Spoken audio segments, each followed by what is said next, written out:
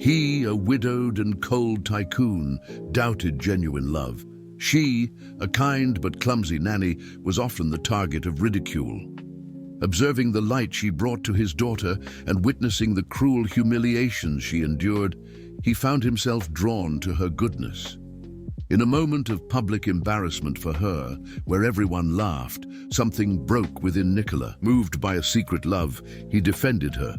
"You laugh at her purity, but I love her for it." Prepare for a twist where a secret love is revealed amidst a scandal, and high society will try to discredit the clumsy nanny, but her untouched soul may heal a broken heart. Watch this story to the end. You will be surprised by this story. If you like love stories, romance, subscribe to this channel, leave your comment. We post videos like this every day. Continuing.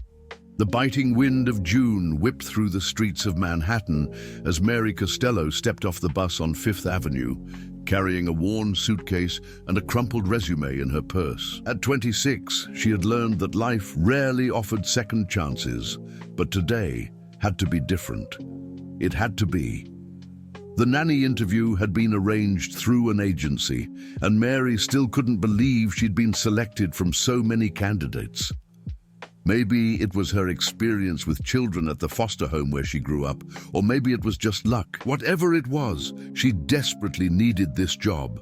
As she walked toward the address, Mary adjusted the blazer borrowed from a friend, trying to hide the small stains that hadn't come out in the wash.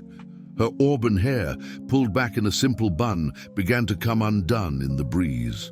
She stopped before an imposing gate, checking the address 3 times before ringing the bell. Across town, in an office on the 50th floor of a skyscraper, Nicholas Sterling was finishing a video conference with Japanese investors. At 38, he controlled one of the most luxurious hotel chains in the US, with properties across the country. His impeccable Italian suit and rigid posture reflected the absolute control he exercised over every aspect of his life. "Mr. Sterling," his secretary Patricia entered the office with a tablet in hand.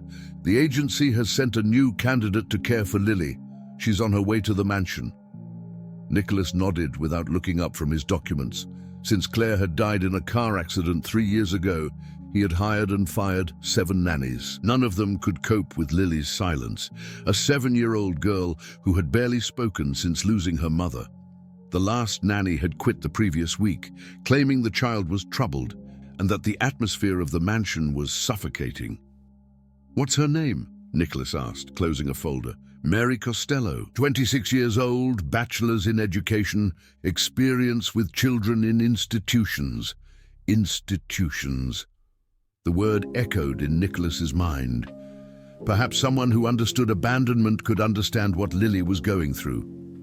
At the mansion in Greenwich, Connecticut, Mary was greeted by the housekeeper, Mrs. Henderson, a woman in her 50s with a stern expression. The house was a monument to good taste and coldness: white marble, designer furniture, and a staircase that looked like it had come straight out of an architecture magazine. "Mr. Sterling will be home in an hour," Mrs. Henderson said, leading Mary through silent hallways. "The girl is in her room. Don't bother her too much. She doesn't like strangers." Mary found Lily sitting on the floor of her room, playing alone with dolls arranged in a circle. The girl was a miniature version of her father: dark hair, intense green eyes, and an expression too serious for her age. When she saw Mary, Lily briefly looked up before returning her attention to the dolls. "Hi, Lily," Mary said, sitting down on the floor next to the girl. "Can I play with you?" Lily didn't answer, but she didn't move away when Mary picked up one of the dolls. For 20 minutes they played in silence, until Mary noticed that one of the dolls had a torn dress. "Want me to fix it?" she offered, pulling a small sewing kit from her bag. For the first time, Lily nodded. While Mary carefully sewed, too focused to notice she was being watched, Nicholas arrived home. He walked up the stairs silently, intending to meet the new nanny, but stopped at the bedroom door upon seeing the scene. A young woman kneeling on the floor, sewing a doll's dress while his daughter watched her with genuine interest. For a moment, something stirred in Nicholas's chest. It had been years since he'd seen Lily so present. "There," Mary said, showing the doll to Lily. Good as new, it was then that she stood up and tripped over her own bag, knocking over a toy box that made a deafening noise. Dolls, building blocks and toy cars scattered across the wooden floor. Mary's face turned red as she quickly knelt to pick everything up. "Sorry, Lily, I'm so clumsy." To everyone's surprise, especially Nicholas watching from the door, Lily giggled. A genuine, crystal-clear laugh that hadn't been heard in that house for 3 years. Nicholas Sterling, accustomed to controlling every situation, felt completely unprepared to deal with the sound of his daughter's laughter and the clumsy woman who had provoked this miracle. Nicholas remained motionless in the doorway for a few seconds, absorbing the sound he hadn't heard in so long. When Mary finally noticed his presence, she stood up quickly, tripping again and knocking over a few more toys. "Mr. Sterling," she stammered, trying to compose herself as she smoothed her wrinkled blazer. "Sorry, I didn't know you were home. I'm Mary Costello, the new nanny." "I know," he interrupted, entering the room with measured steps. His gaze alternated between his daughter, who had returned to playing as if nothing had happened, and the nervous young woman in front of him. Mary felt her heart race. Nicholas Sterling was even more imposing in person than in the photos in business magazines. Tall, broad-shouldered, with a presence that seemed to fill the entire room. His green eyes were piercing, analytical, as if they were evaluating her every move. "Lily laughed," he said simply, and there was something in his voice that Mary couldn't decipher. Surprise, relief, distrust? "She's a lovely child," Mary replied, watching Lily, who was now playing with the mended doll. "She just needed someone to play with her." 7 previous nannies tried to do exactly that. Nicholas's voice was cold, but his eyes couldn't completely turn away from Mary. There was something unsettling about the naturalness with which she related to Lily, the way she seemed genuinely to care, without forcing any closeness. "Maybe I just got lucky," Mary murmured, bending down to pick up the last scattered toys. "Lucky," Nicholas repeated, and for the first time in years, he questioned whether he really believed that life was just a matter of control and planning. In the following days, an odd routine settled into the Sterling mansion. Mary arrived every morning at 8, punctually, but always managed to trip over something between the gate and the front door. Mrs. Henderson and the other staff began placing bets on what the next disaster would be. Yesterday, it had been the gardener she knocked over at the entrance. The day before, the umbrella that closed on its own, soaking her completely. "She's a walking disaster," commented Robert, the driver, drinking coffee in the kitchen. "How hasn't Mr. Sterling fired her yet?" "Because little Lily is different," replied Mrs. Henderson, although her tone suggested that this wasn't necessarily a good thing. "She's talking more, laughing. Just yesterday I heard her humming." What they didn't know was that Nicholas had started subtly altering his schedule to be home when Mary arrived. He would stand at the office window, watching her stumble through the garden, always with a smile on her face, despite the small accidents. There was something hypnotic in the way she got up after each stumble, dusted herself off, and carried on, as if the obstacles were just minor inconveniences. "Daddy, do you like Mary?" Lily asked one afternoon while they were having dinner. It was the first time in months that she had initiated a conversation at the table. Nicholas almost choked on his wine. "Why do you ask that?" "Because you keep watching her out the window, and because you haven't fired her yet, even though she broke Mummy's vase yesterday." The Czech crystal vase that Claire had chosen for the living room. Nicholas had been furious when he found out. But when he saw the genuine despair on Mary's face, offering to pay for the damages with her salary, all the anger simply disappeared. "She takes good care of you," he said, looking away from his daughter. "She's nice, and she's not scared of you like the others." Nicholas frowned. "Scared? The other nannies always got nervous when you came home." "Mary gets nervous too, but it's different. She smiles when she sees you." That night, Nicholas couldn't concentrate on work. Lily's words echoed in his mind. When he finally went up to his room, he passed by the half-open door of the guest room where Mary slept. She had agreed to stay during the week to better care for Lily. A low moan made him stop. Gently pushing the door open, he saw her tossing and turning in bed, clearly having a nightmare. Without thinking, he entered the room. "Mary," he called softly, touching her shoulder. She woke up startled, sitting up in bed. Her eyes were moist and she was breathing rapidly. When she realized it was Nicholas, her face flushed with embarrassment. "Mr. Sterling, I'm sorry if I made noise." "You were having a nightmare." He sat on the edge of the bed, forgetting to maintain the professional distance he always preserved. "Want to talk about it?" For a moment, Mary seemed surprised by the unexpected kindness. Sometimes I dream about the foster home, about the people who never came back for me." The raw vulnerability in her voice hit Nicholas like a punch. He heard himself asking, "How old were you when your parents—" "5. She pulled her knees to her chest. "A car accident, just like— Sorry, I shouldn't have—" "Like Claire," he finished. "You can talk about it. Death isn't a taboo in this house." They were silent for a few moments, united by a loss they understood intimately. Nicholas realized that it was the first time in years that he had talked about Claire without feeling the familiar stab of pain in his chest. "Thank you," Mary whispered, "for not firing me after the vase and for this." When Nicholas finally got up to leave, he paused at the door. "Mary, the company's charity gala is next week. Lily insisted she wanted to go, and she never wants to go anywhere. Could you accompany her?" "Of course, Mr. Sterling." "Nicholas," he corrected, surprising them both. "You can call me Nicholas." The next day, the news that Nicholas Sterling would be taking the nanny to a social event spread through the mansion like wildfire. Mrs. Henderson immediately called Nicholas's sister, Beatrice, who in turn alerted the entire network of socialites in Greenwich. "A clumsy nanny at the Waldorf Astoria. Nicholas has completely lost his mind," Beatrice commented on the phone to his mother, Margaret Sterling. "She needs to be stopped before she does something that compromises our family," replied the matriarch. "I've already arranged a dinner for this Friday. It's time for Nicholas to meet Camilla van Derlin. She would be perfect for him and for Lily."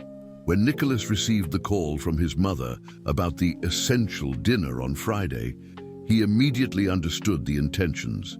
The problem was that for the first time in 3 years, he didn't care about his family's plans. He could only think about how Mary would look in the dress he had secretly had delivered to her, and how to protect her from the sharks who would certainly be waiting to attack. The Waldorf Astoria shimmered under the golden lights of the New York night as Nicholas, Mary, and Lily stepped out of the car at the main entrance. The Sterling Hotel's charity gala brought together the country's business elite, and the photographers' flashes began to fire the moment Nicholas appeared. Mary nervously adjusted the navy blue dress she had found on her bed that morning, along with a card. "For tonight, N." It was the most elegant piece she had ever worn, but she still felt like an imposter among the diamonds and silks that surrounded her. "Daddy, there are so many people," Lily murmured, clinging to Mary's hand. "It's okay, sweetie," Mary whispered back, bending down to be at the girl's height. "Let's pretend we're secret spies investigating a fancy party. What do you think?" Lily smiled, and Nicholas again felt that pang in his chest as he watched them interact. In recent days, he had realized how Mary managed to turn any situation into an adventure for his daughter. Where other nannies saw obstacles, she saw opportunities for play. "Mr. Sterling," a familiar voice called out. It was John Paul Mendes, director of one of the largest competing hotel conglomerates. "What a surprise to see you here with family." The way John Paul said "family," looking pointedly at Mary, made it clear that the gossip had already reached New York. Nicholas positioned himself protectively beside Mary. "John Paul, this is Mary Costello and my daughter Lily. Mary, John Paul runs the tropical chain. Mary politely extended her hand, but in the movement she bumped into a nearby woman's champagne flute, spilling the golden liquid on the woman's white silk dress. "Oh my gosh, I'm so sorry," Mary exclaimed, grabbing a napkin to try to clean up the mess, but only making the situation worse. "How absurd!" the woman shrieked, drawing stares from across the room. "This dress is Saint Laurent. Who is this? This person?" A circle of onlookers formed around them. Mary felt her face burn with shame as malicious whispers began to spread through the ballroom. She was ready to apologize again when she felt Nicholas's firm hand on her back. "Mrs. Vanderbilt," Nicholas's voice cut through the murmur, cold as steel. "Accidents happen. I'll have my driver bring you a new dress first thing tomorrow." "It's not about the dress, Nicholas," John Paul interjected with a malicious smile. "It's about who you choose to represent the Sterling family in public." The silence that followed was deafening. Nicholas felt the anger boiling in his veins, but before he could respond, a small voice broke the tension. "Mary is the best nanny in the world," Lily said loudly, stepping out from behind Mary's legs. "She taught me that it doesn't matter if you fall, it matters how you get back up. And you're all being very rude." A murmur of surprise rippled through the group. Nicholas Sterling's daughter, known for her extreme shyness, had spoken more in those 30 seconds than in all the social events she had attended. "Out of the mouths of babes," Nicholas said, his voice laced with pride and something deeper. He turned to Mary, who was visibly moved. "Shall we get some air?" They walked out onto the terrace overlooking the East River. The night breeze brought relief from the suffocating heat of the ballroom, and Lily ran to admire the city lights reflected in the water.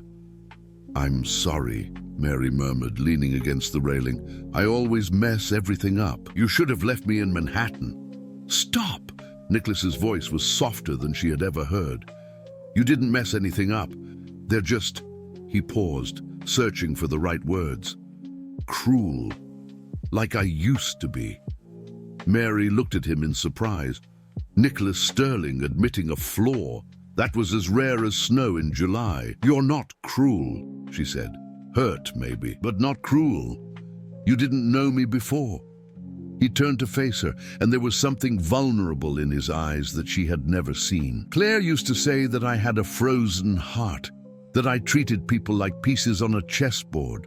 She was right." The wind tousled Mary's hair as she processed his words. "And now, Nicholas hesitated, looking at Lily, who was playing near the railing.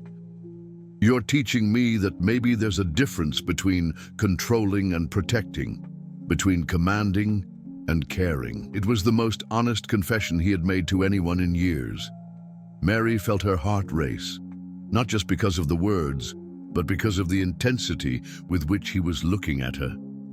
"Nicholas, I need to tell you something," she said impulsively, then stopped. How could she explain that she had researched him on the internet after being hired, that she had read about Claire's accident, about the investigation that followed, about the never-proven suspicions that maybe it hadn't been just an accident? "What is it?" he asked, taking a step closer. I read about Claire's accident, about the investigations. It must have been terrible." Nicholas's face closed off instantly. "What exactly did you read?" The change in his tone was so abrupt that Mary recoiled. Just that there were questions about the circumstances, about the speed, about... She stopped at seeing his expression. "About whether I killed my wife," he finished, his voice as sharp as broken glass. "I didn't say that. You don't have to say it. Everyone thought it. My own family thought it." He moved away from her, his hands clenching into fists. The controlling husband who couldn't stand being contradicted. Claire had filed for divorce the week before the accident. "Did you know that?" Mary shook her head, feeling a chill in her stomach. "She wanted to take Lily, said that I was incapable of truly loving, that our daughter deserved to grow up in a house with laughter instead of rules." His voice was hoarse with contained emotion. "The last thing I said to her was that she would never take my daughter away from me." Nicholas, want to know what really happened that night? Claire went out in the middle of a storm because she wanted to get the teddy bear that Lily had forgotten at my mother's house. She drove 12 miles in the rain because our daughter was crying, and I was too busy with a video conference to get the damn toy. He turned to her, and his eyes were moist. So yes, I killed Claire, not with my hands, but with my indifference. The silence that followed was broken only by the sound of the water lapping against the pier below. Mary felt tears stinging her eyes, not for the confession, but for the raw pain in his voice. She wouldn't blame you, Mary said softly. A mother does anything for her children. She chose to go because she loved you enough to know how much Lily meant to you. Nicholas stared at her as if she had said something impossible. No one had ever interpreted the events that way.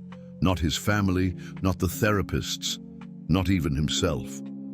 How can you be so sure? Because I see how you love Lily, and because a woman doesn't ask for a divorce from someone she doesn't love. She asks for a divorce from someone she loves, but can't reach. Before Nicholas could respond, a familiar voice echoed across the terrace. Well, well. How touching. They turned to see Beatrice Sterling walking toward them, accompanied by a man in a dark suit whom Mary didn't recognize. Aunt Beatrice! Lily ran to hug her aunt, but Beatrice barely glanced at her niece, her eyes fixed on Mary. Nicholas, I need to speak with you. It's about the investigation I had reopened into Claire's death.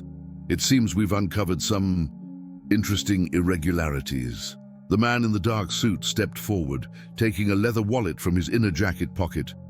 Mr. Sterling, I'm Detective Miller with the NYPD. I need to speak with you about some evidence that has surfaced related to your wife's case. Mary felt her blood run cold. Nicholas remained motionless, but she could see the tension in every line of his body. Lily, sensing that something was wrong, moved closer to Mary and took her hand. Not here, Nicholas said, his voice controlled but with an edge of steel. My daughter is present. Actually, Beatrice smiled coldly, I thought it would be appropriate, considering that this person may be involved. What are you talking about? Nicholas asked, instinctively positioning himself between Mary and his sister. The detective opened a manila envelope, removing some photographs. Mr. Sterling, do you recognize these images? Even in the dimly lit terrace, Mary could see that they were photos from security cameras. Nicholas examined them, his expression changing from confusion to shock. That's impossible, he murmured. What is it, Daddy? Lily asked, but Nicholas didn't answer, his hands trembling slightly as he held the photos. They're images from 3 years ago, Beatrice explained, clearly savoring the moment. From the night Claire died. They show a young woman resembling your nanny, talking to Claire in the parking garage of the mall where she went to get Lily's teddy bear. Mary felt as if the floor had disappeared beneath her feet. I don't understand. According to our investigation, the detective continued, this young woman worked as a janitor at the Westchester Mall at that time. The cameras show her speaking with the victim for approximately 10 minutes before Claire drove away. This doesn't make sense, Nicholas said, but his voice was strange, distant. Mary, did you work at the Westchester Mall? Mary's mind raced desperately. Yes, she had worked there, but it was so long ago. And then, like a nightmare coming back to life, the memories began to form. A rainy night, an elegant woman crying in the parking garage, a wet teddy bear. I remember, she whispered, and the words came out like a confession. There was a woman. She was crying. She said she had argued with her husband about their daughter. The silence that followed was deafening. Nicholas stared at her as if she were a complete stranger. Go on, the detective said. She said that her husband was controlling, that he never showed love, that she wanted to protect her daughter from growing up in a home without affection. Mary felt tears streaming down her face. I told her not to give up, that sometimes men don't know how to show love, but that doesn't mean they don't love. You encouraged my wife to go home, Nicholas said slowly. as if each word were a terrible revelation. "I didn't know who she was. She just said she had a little girl who needed her. Mary stopped, realizing the enormity of the situation. "Oh my God, if I hadn't spoken to her, she would have left that night. She wouldn't have driven in the storm." "Exactly," Beatrice said with venomous satisfaction. "This woman convinced Claire to go home, sending her straight to her death. And now she's here, in our house, taking care of Lily. How convenient." "This is ridiculous," Nicholas exploded, but there was confusion in his eyes. "You're suggesting that Mary—" "What? That she planned this?" "I don't know what I'm suggesting," Beatrice replied, "but I find it very suspicious that of all the nannies in the country, this specific one has appeared in our lives." "Aunt Beatrice, stop it," Lily shouted suddenly, surprising everyone. "Mary didn't do anything wrong. She takes care of me." "Lily, you don't understand." "Yes, I do understand," the girl screamed, tears streaming down her face. "You're being cruel to her, just like those people inside. Mom wouldn't like it." It was then that it happened. In the emotional outburst, Lily stumbled backward toward the terrace railing. The railing was low, designed more for aesthetics than safety, and the girl's small body slipped over it. Mary moved out of pure instinct. Without thinking of the danger, she lunged forward, going under the railing and grabbing Lily in mid-air, the two of them falling onto the narrow stone ledge that ran along the building, 60 feet above the rocks. "Lily!" Nicholas shouted, throwing himself against the railing. "Don't move!" Mary gasped, holding Lily tightly against her chest while trying to maintain her balance on the slippery ledge. "She's okay, but I can't climb back up with her." The strong wind from the ocean threatened to knock them off at any moment. Lily was crying, clinging to Mary's neck, who could feel her feet slipping on the damp stone. "Hold on, I'm coming down!" Nicholas shouted, already taking off his jacket and swinging his legs over the railing. "Nicholas, no!" The detective tried to stop him. "Call the fire department." "There's no time." Nicholas climbed down the side of the building with an agility that surprised everyone. When he reached the ledge, Mary's face was pale with effort, but she was still holding Lily firmly. "Give her to me," he said, extending his arms. I can't let go," Mary gasped. "If I move my arm, I'll slip." Nicholas looked into her eyes and saw genuine fear, not for herself, but for Lily. Without hesitating, he hugged her from behind, creating a human barrier between them and the fall. "Now," he whispered in her ear, "I won't let you fall." With Nicholas holding both of them, Mary managed to pass Lily to him. The rescue took 20 agonizing minutes, with the firefighters having to use special equipment to hoist them back to the terrace. When they were finally safe, Nicholas didn't let go of Mary. They stood there on the terrace floor, he hugging her and Lily, all trembling with adrenaline and emotion. "You saved my daughter," he whispered against Mary's hair, his voice broken. "You risked your life for her." "Of course," Mary replied, as if it were the most obvious thing in the world. "I love her." At that moment, with Lily sleeping exhausted in his arms and Mary trembling against his chest, Nicholas understood two things with absolute clarity. First, this woman was capable of dying for his daughter. Second, and more frightening, he was completely in love with her. The problem was that Beatrice, the detective, and half a dozen party guests had witnessed everything, and from the expressions on their faces, Nicholas knew that the storm was just beginning. "How touching," Beatrice said coldly, breaking the moment.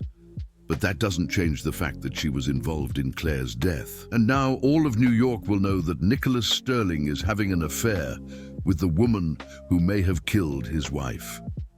The following weeks turned Nicholas and Mary's lives into a public nightmare.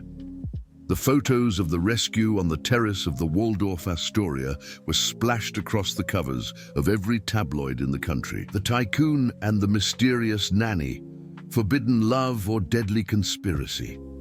The woman who saved the Sterling heiress and may have killed her mother. At the Greenwich mansion, the atmosphere was suffocating. Reporters camped out at the main gate, drones flew over the garden, and every move of the family was scrutinized by the media. Nicholas had hired additional security, but he couldn't protect Mary from the accusatory glances of the staff or the venomous comments that reached them through the newspapers. Mr. Sterling, Patricia entered his office with a stack of newspapers and tablets. The company's stock has fallen 8% since yesterday. The Japanese investors have cancelled tomorrow's meeting. Nicholas looked at the headlines without being able to focus on the words. All he could think about was the moment on the terrace when he had Mary and Lily in his arms and the absolute certainty that he would do anything to protect them. "There's more," Patricia continued, hesitant. "Your mother has called an emergency board meeting for this afternoon. She wants you to choose between the company and her." "She has a name," Nicholas replied coldly. "Mary." In Lily's room, Mary tried to maintain a semblance of normalcy, but the girl wasn't foolish. She had noticed the cameras, the whispers, the tension that permeated every corner of the house. "Mary," Lily said as they played with puzzles, "are you going away?" "Why do you ask that, honey?" "Because everyone is mad at you, like they were with Nanny Julia and with Nanny Carla." Lily put two puzzle pieces together. "They left and never came back." Mary felt her heart clench. "I'm not going away, Lily, I promise." "Do you really promise? Because Daddy is different. He keeps looking at you with that face he used to make when he thought about Mom." Before Mary could respond, Nicholas appeared in the doorway. "Lily, can you play in your room for a bit?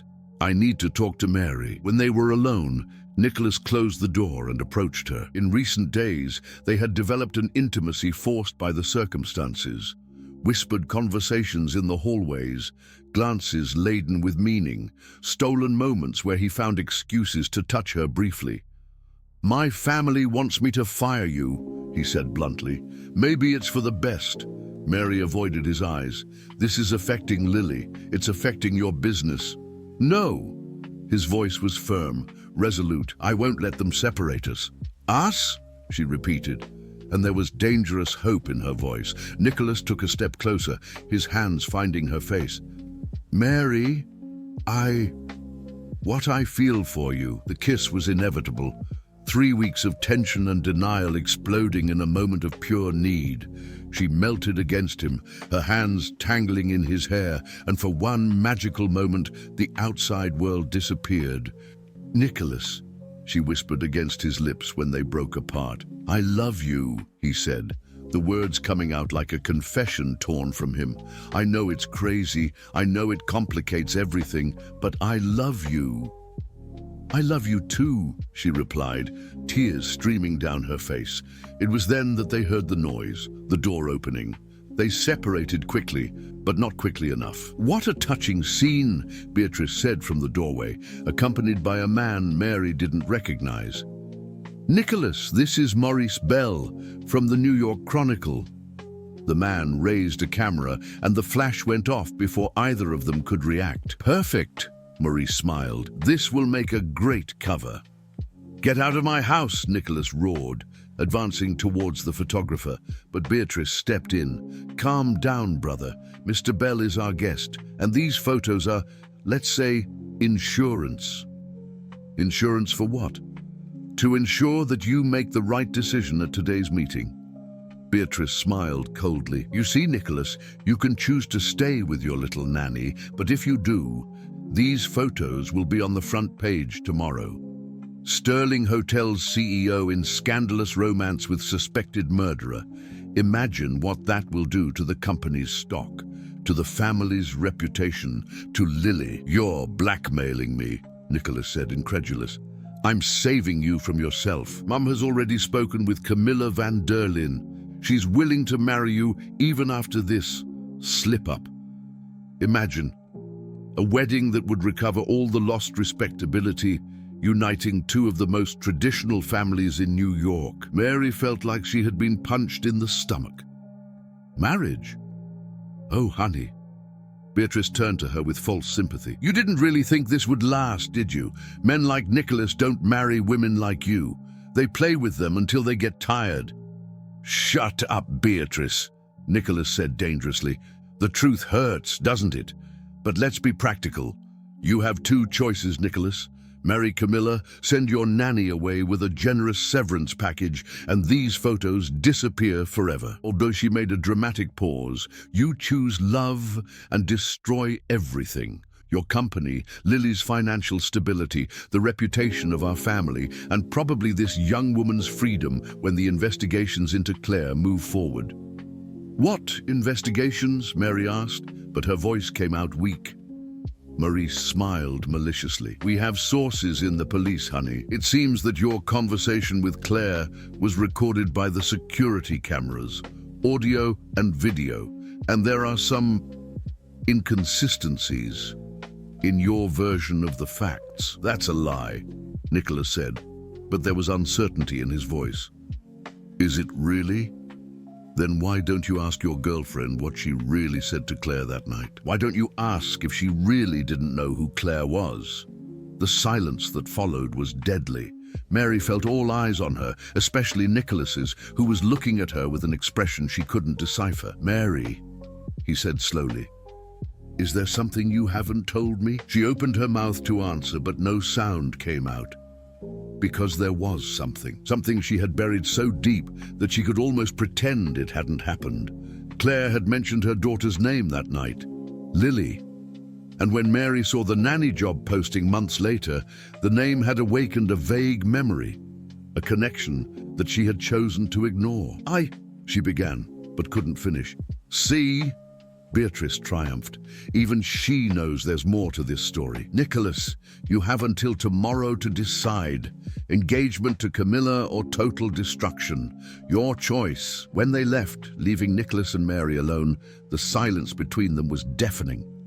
She could see the doubt growing in his eyes, the same doubt that had tormented her for weeks. Nicholas, she whispered, I can explain. Can you? He replied, and his voice was strange, distant, because now I don't know what is true anymore. And in that moment, Mary realized that maybe love wasn't enough to overcome the lies that had built their relationship, even the lies she had told herself. The Sterling Hotel's board meeting took place on the 20th floor of the corporate building, in a glass room with a panoramic view of Manhattan. Margaret Sterling, the 68-year-old matriarch, presided over the oval table surrounded by the company's major shareholders, all family members or longtime allies. Nicholas entered the room 15 minutes late, still disturbed by the conversation with Mary the night before. She had tried to explain, but her words sounded evasive, full of pauses and contradictions that only increased his suspicions. Nicholas, I'm glad you decided to attend, Margaret said coldly.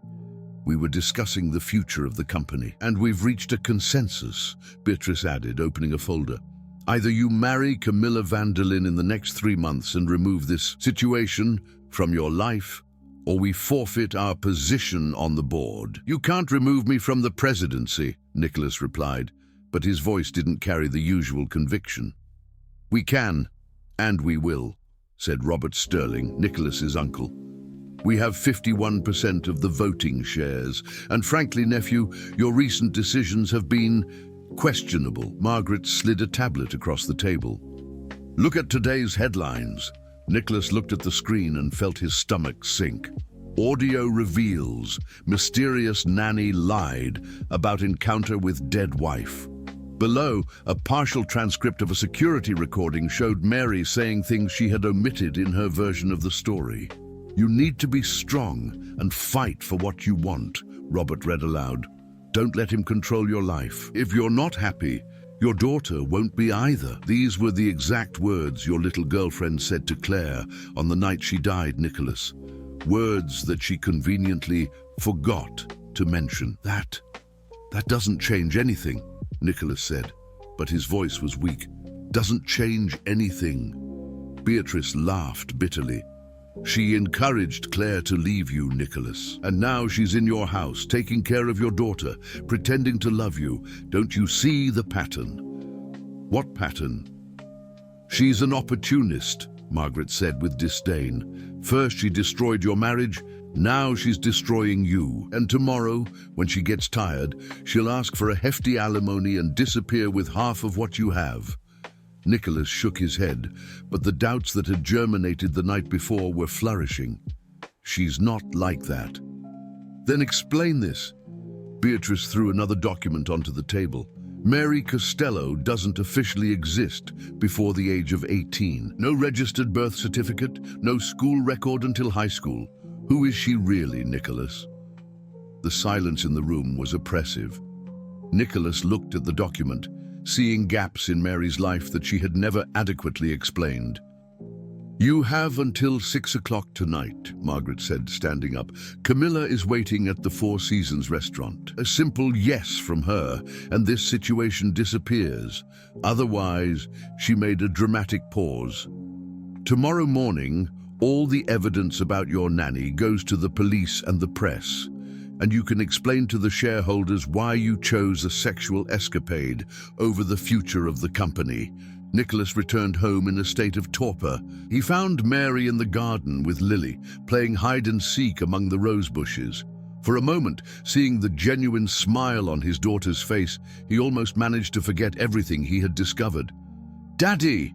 Lily ran to him. "Mary said we're going to have a picnic tomorrow." "That's great, sweetie," he replied mechanically, his eyes meeting Mary's. "Mary, can you come with me? We need to talk." In the office, he closed the door and leaned against the desk, creating physical distance between them. "Nicholas, about yesterday," she began. "Who are you?" he interrupted her. "Who are you, really?" The question was like a slap. Mary felt her legs weaken. I don't understand." Mary Costello doesn't exist before the age of 18. No records, no family, and now I find out that you lied about what you said to Claire. I didn't lie. I just forgot some details. Some details. His voice rose. You told my wife to fight against me. You encouraged her to leave me. I didn't know who she was, Mary shouted back, tears streaming down her face. She was just a woman crying in the parking garage.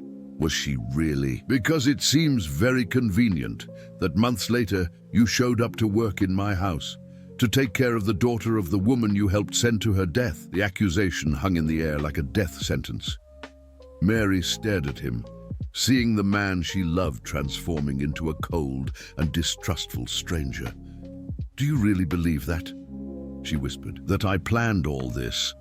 I don't know what to believe anymore. He turned away from her, walking to the window. My family, my lawyers, everyone says you're an opportunist, that you're using me. And you believe them? His silence was answer enough. About my past, she said, her voice breaking. You're right. Mary Costello didn't exist before the age of 18 because that wasn't my name. My name was Maria Rodriguez, and I lived in the St. Jude's orphanage until I left.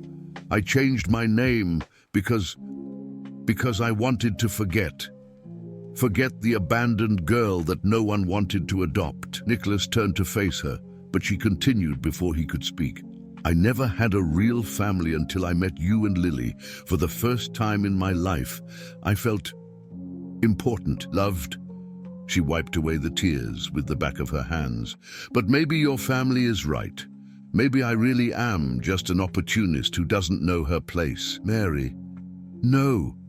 She shook her head. You've already decided. I can see it in your eyes. You chose to believe them instead of me. The doorbell rang, and moments later, Mrs. Henderson appeared at the door. Mr. Sterling, Camilla Van Derlyn is here. Mary felt the ground disappear beneath her feet. Camilla Van Derlyn, the perfect woman that Nicholas should choose. Send her in, Nicholas said, without taking his eyes off Mary. Camilla entered the office as if she owned the place, tall, elegant, with perfectly styled blonde hair and a dress that cost more than Mary earned in a year. She greeted Nicholas with familiarity, completely ignoring Mary. Nicholas, darling, I've already settled everything with your mother. The engagement can be announced as early as tomorrow. Camilla smiled radiantly.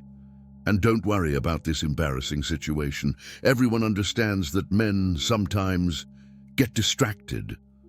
How dare you? Mary exploded, finding courage in fury. You talk about me as if I were an object. Well, honey, Camilla laughed condescendingly, you're just the nanny. And according to the newspapers, a nanny with a very dubious past. Enough, Nicholas said. But his voice didn't have the firmness that Mary expected. "Is it true then?" Mary asked, looking directly at him. "Are you going to marry her?" The silence that followed destroyed any hope that still remained in Mary's heart. "I understand," she said, her voice strangely calm. "Well, then I guess there's nothing left to say." She headed for the door, but stopped at the threshold. "Nicholas, when Lily asks why I left, tell her that sometimes the people we love disappoint us, but that she should never give up on believing in true love, even when the people around her say it doesn't exist." "Mary, wait." "No." She turned one last time, and Nicholas saw that she was crying. "I really loved you. I loved you both more than I've loved anyone in my life. I hope that was worth something." She ran up to her room, grabbed her few belongings, and went downstairs to say goodbye to Lily. The girl was in the living room, drawing. "Lily, honey, I need to go," Mary said, kneeling beside her. "Where? For how long?" "Forever." Lily dropped the crayon and looked at her with eyes that seemed too old for her face. "Because of the blonde lady. Because of many things. You promised you wouldn't leave. I know, and I'm so sorry for breaking my promise." Mary kissed the girl's forehead. "But always remember that I love you very, very much, and that you are the most special child in the world."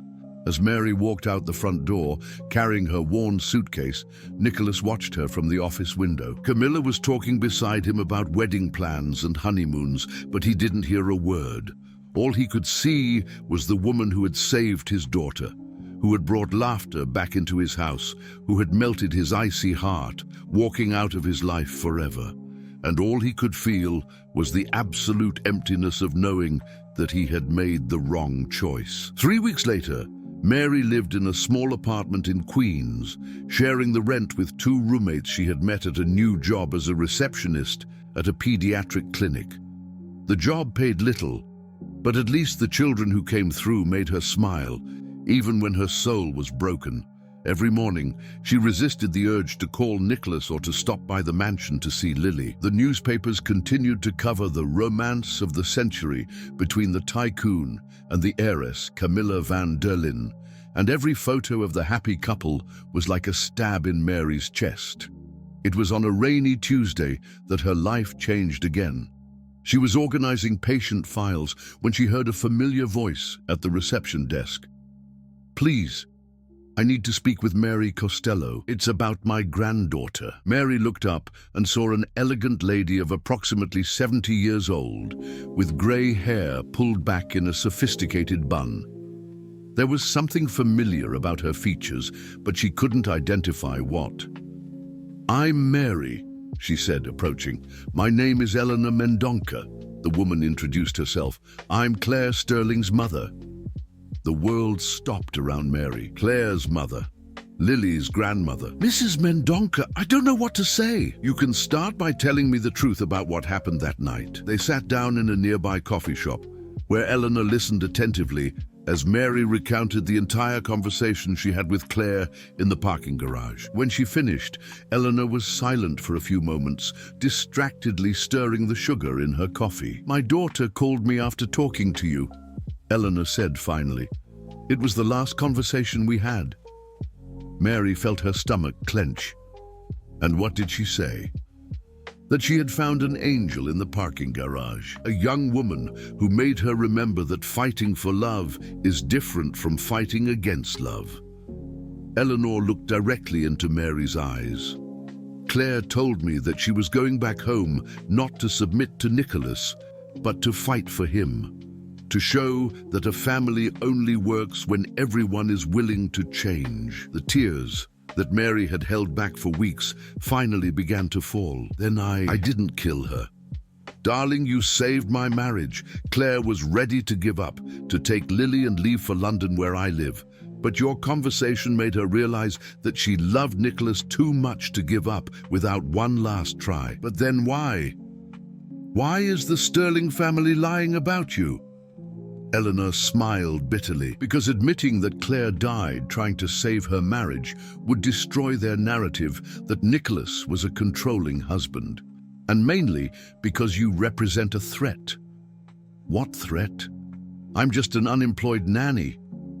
You're the woman who managed to make Nicholas Sterling feel again, and that terrifies that family. Eleanor leaned forward. Mary, I need to tell you something I've discovered, something that could change everything. Eleanor opened a folder she had brought with her. I hired a private investigator to investigate Claire's accident, not because I suspected Nicholas, but because I always found some circumstances strange. What circumstances? Claire's car was found with faulty brakes. At the time, they said it was due to the impact. But my investigator discovered something interesting. She showed some documents. The car had undergone a checkup 3 days before the accident. At the garage that Beatrice Sterling recommended, Mary felt a chill down her spine. You're saying that? I'm saying that maybe the accident wasn't so accidental after all, and that your presence in Nicholas's life isn't just inconvenient for his family, it's dangerous. But why? Why would Beatrice do such a thing? Eleanor hesitated before answering, because if Nicholas divorced Claire or died, Beatrice would inherit the controlling shares of the company. With Nicholas married and happy, she would never have access to real power. And now she's desperate. Nicholas is clearly unhappy with the engagement. Lily is depressed and rebellious, and all of New York is commenting that he looks like a dead man walking. Eleanor held Mary's hands. She needs to ensure that you never get close to him again. But how can I prove this? You can't, not alone. Eleanor smiled. But I can. I have resources, contacts, and a granddaughter who needs the truth. How is Lily? Eleanor's face hardened. Terrible. She's stopped eating properly, doesn't talk to anyone, had 3 panic attacks at school. The pediatrician said she's manifesting symptoms of severe abandonment. Mary closed her eyes, imagining the girl she had promised never to leave. There's more, Eleanor continued. That is it. Camilla van der Lyn can't stand children. She's already made it clear that she intends to send Lily to a boarding school in Switzerland as soon as she marries Nicholas. He would never allow that. He's so broken that he can barely make decisions about his own business. The company is falling apart. He fired 3 assistants in the last week, and yesterday the shareholders met to discuss his replacement. Mary stood up abruptly. I need to do something. No, Eleanor stopped her. If you show up now, you'll only make the situation worse. We need a plan. What kind of plan? The wedding is scheduled for next Saturday in an intimate ceremony at the van der Lyn family estate. Closed event, only family and close friends. Eleanor smiled enigmatically. But it so happens that Eleanor Mendonca was close friends with Mrs. Eleanor van der Lyn before I moved to London, and old friendships open many doors. You want me to crash a wedding? I want you to save 3 lives, yours, Nicholas's, and especially my granddaughter's. Eleanor opened another folder, revealing blueprints of the van der Lyn mansion, a schedule of the ceremony, and a series of documents. The investigator I hired found something else. Call logs between Beatrice and the mechanic at the garage where Claire's car was serviced. Calls made 2 days before the accident. And very interesting bank transfers. Mary studied the documents, her heart racing. You have proof? I have enough evidence to raise suspicions, but I need the original security recordings from the parking garage where you met Claire. The ones presented to Nicholas were edited. How do I get the originals? The detective discovered that the mall's security manager was friends with Claire. He kept the full tapes because he suspected someone would try to manipulate them. Eleanor stood up, putting the documents back in the folder. Mary, you have 5 days to decide. You can continue living this small, safe and sad life, or you can fight for the man you love and the girl who needs you. And if it goes wrong? What if Nicholas really doesn't want anything to do with me anymore? Then at least Lily will know the truth about her mother, and Beatrice won't be able to destroy anyone else. Eleanor gently touched Mary's face. "But I have the impression that Nicholas Sterling is waiting for a miracle. And sometimes, darling, we need to be our own miracle." That night, Mary stayed awake until dawn, studying the documents that Eleanor had left with her. Blueprints of the mansion, ceremony schedules, guest profiles, and above all, evidence that could prove that Beatrice Sterling wasn't just a controlling sister-in-law, she was a murderer. For the first time in weeks, Mary felt something other than pain in her chest. She felt anger at the way she had been manipulated, at the lie that destroyed her happiness, and especially for the girl who was suffering while the real culprit was planning her next move. The next morning, she called work and asked for the week off. She had a wedding to stop and a family to save, and this time she wouldn't trip. Saturday dawned with a perfect blue sky over the Vanderlyn estate in Westchester. The property was decorated with white and gold roses, and a string quartet rehearsed in the garden where the ceremony would take place in a few hours.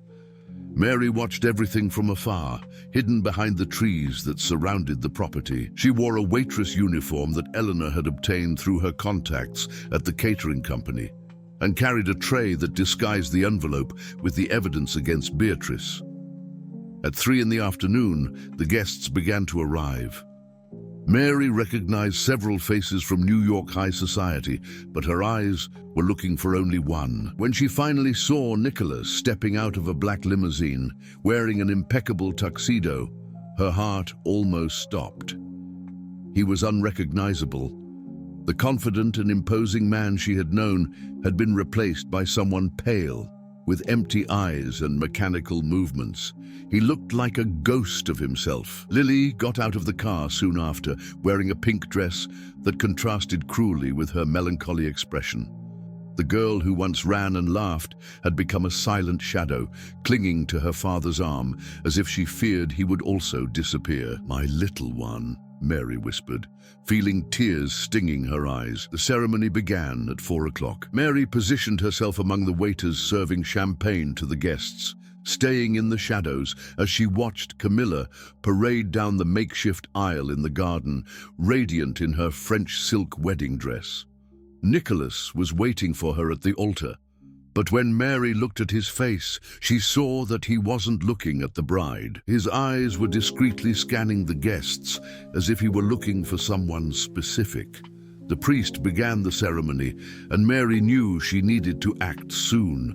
But first, she needed to make sure the evidence reached the right people. Eleanor, elegant in a navy blue dress, was sitting in the 3rd row.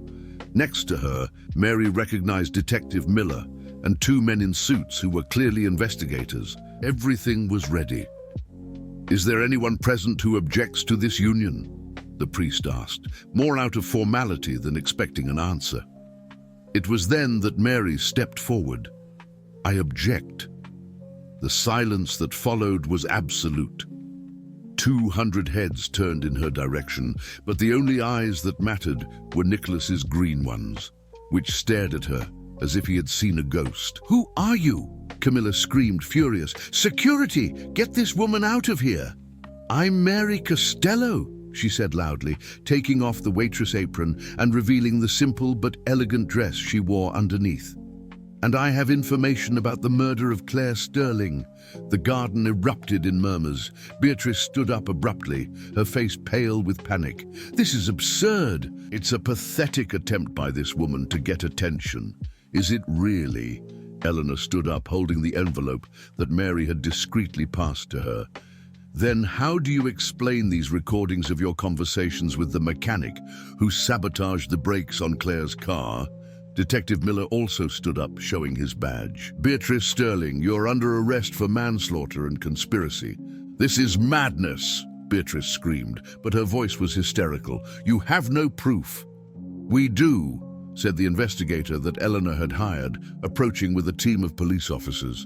"Bank records, phone recordings, and the testimony of the mechanic you bribed." He decided to confess in exchange for a plea bargain. While Beatrice was being handcuffed amidst the chaos of screaming guests and reporters who had appeared out of nowhere, Nicholas remained paralyzed at the altar. His eyes didn't leave Mary, who was now walking slowly towards him. "Mary," he whispered when she got close enough to hear him. "You really think I was capable of planning Claire's death?" she asked, her voice firm despite the tears. I didn't know who to believe." "Then believe this," she said, taking a small recorder from her pocket. "This is the complete recording of my conversation with Claire. No edits, no manipulations." Claire's voice echoed through the silent garden, through the speakers that had been prepared for the ceremony. "Thank you so much for listening to me. You reminded me that true love is worth any fight. I'm going back home to show my husband that a strong family is built with understanding, not with control. My daughter deserves to see her parents fighting together, not against each other." The silence that followed was broken by a sob. Lily had approached and now clung to Mary's skirt. "You came back," the girl cried. "You came back for me." Mary knelt down, hugging Lily with all her strength.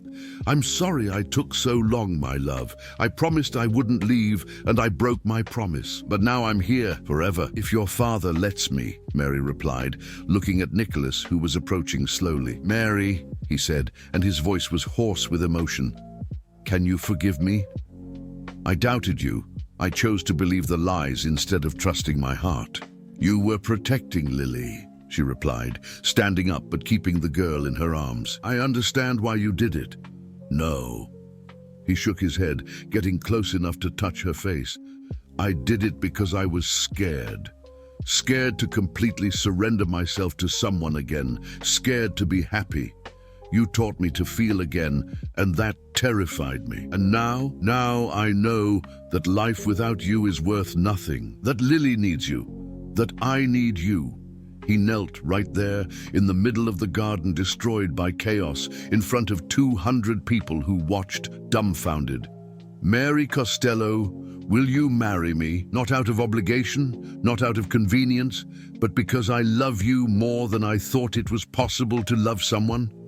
"I will," she replied without hesitating, and the garden erupted in applause. Camilla, who had watched everything in shock, finally reacted. "This is absurd. Nicholas, you can't abandon our wedding for this. Employee, ex-fiancé." Nicholas stood up, putting his arm around Mary. "And be careful how you talk about the woman who will be my wife. Your family will never accept this." "My family," he looked at Lily, who was laughing for the first time in weeks, and then at Mary, "is right here." 6 months later, Nicholas, Mary and Lily were on the porch of a beach house, watching the sunset paint the sky orange and pink. It was a smaller property than the Greenwich mansion, but it was full of laughter, scattered books, and Lily's drawings taped to the refrigerator. "No regrets?" Mary asked, settling into Nicholas's lap while Lily played in the sand. "None," he replied, kissing her hair. "We lost some things. Company stock, approval from part of the family, invitations to fancy events. But we gained others," she completed. "We gained everything," he corrected her. "We gained a real family." Lily ran towards them, holding a shell she had found. "Look, it's for the baby!" Mary and Nicholas exchanged glances, smiling. The news of the pregnancy had been confirmed the previous week, but they hadn't told Lily yet. "How did you know?" Mary asked, laughing. "You've been eating a lot of cookies in the morning, just like the teacher at school when she was pregnant with cousin John." Lily climbed onto the porch, snuggling between the two. "Is it going to be a boy or a girl?" "We don't know yet," Nicholas replied, "but we know it's going to be very loved." "Just like I'm loved?" "Exactly like you're loved," Mary confirmed. As the sun disappeared on the horizon, painting the sea gold, Mary thought about how life could change so unexpectedly. A year ago, she was a lonely young woman stumbling through life. Now she was a wife, a mother, and expecting a child with the man who had taught her that true love is worth any fight. And best of all, she had stopped tripping. Not because she had become perfect, but because she had finally found someone who held her when she fell, and who fell with her when necessary. Because sometimes love isn't about finding someone perfect. It's about finding someone who makes your imperfections perfect. And in the end, the clumsy nanny had conquered not only the tycoon's heart, but also her own happily ever after.